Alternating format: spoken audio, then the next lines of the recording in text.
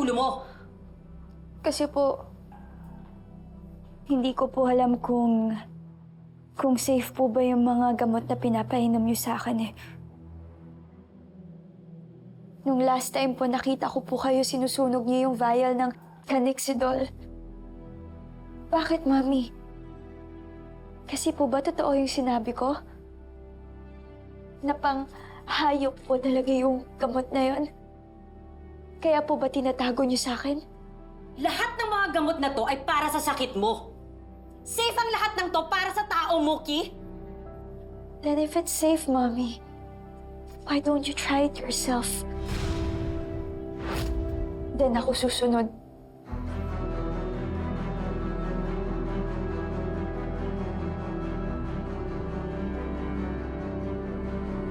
Ginagawa ko ang lahat para maging isang mabuting ina.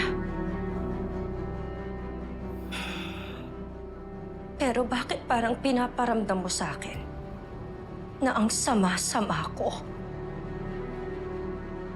Hindi mo na ako nire-respeto. Hindi naman po sa ganun, Mommy.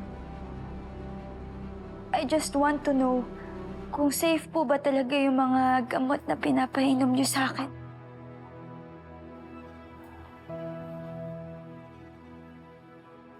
Sa tingin mo ba sasaktan kita? Pag-iisipan mo talaga ako na bibigyan kita ng gamot na maaaring makasakit sa'yo? Gusto ko lang naman po ng proof, Mommy. Pero hindi ko pwedeng inumin yung gamot mo! Dahil wala naman akong sakit! Ako din naman, Mommy, wala po akong sakit eh. Meron, Moki! Meron! May sakit ka, anak! At kapag hindi mo ininom tong mga gamot na to, pwedeng lumala yung sakit mo and God forbid, pwede kang mamatay. Hindi ko kaya, Moki. Anak, hindi ko kaya. Hindi ko na kayang mag-isa. Kaya parang awa mo na nagmamakaawa ako sa'yo. Inumin mo yung mga gamot mo, please. Ayoko may mangyaring masama sa'yo, anak, please.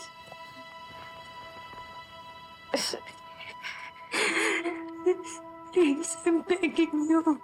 Please. Sige po, Mommy. Akin na po yung mga gamot ko.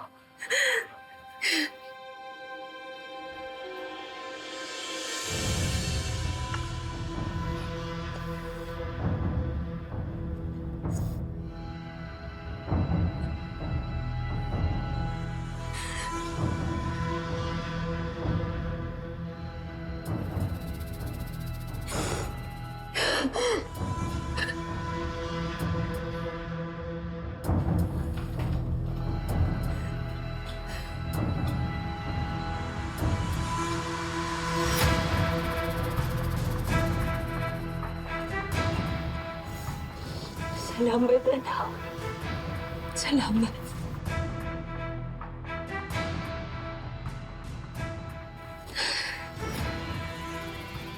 Progress na.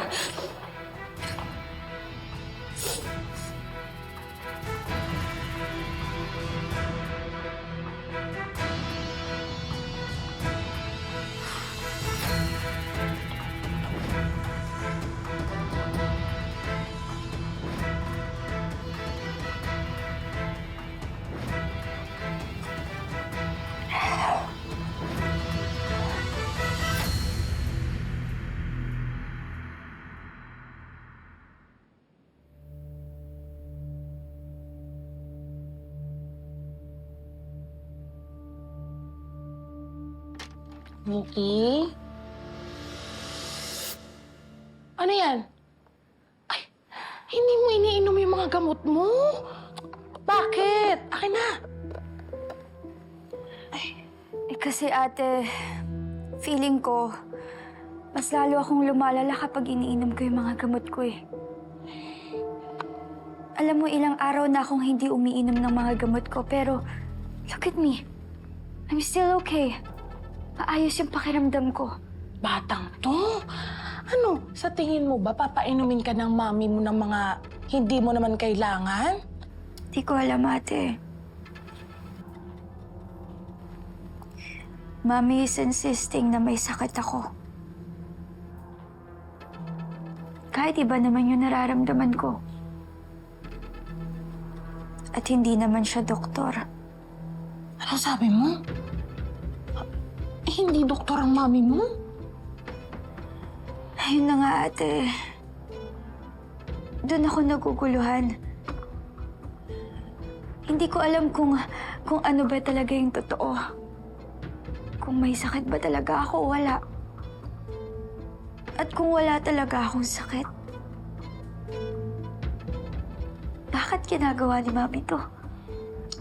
Diba, anong reason? Okay. Hindi ko masasagot yung mga tanong mo eh. Pero kung totoong hindi talaga doktor ang mami mo, dapat magpasuri ka sa tunay na doktor para malaman mo ang totoo.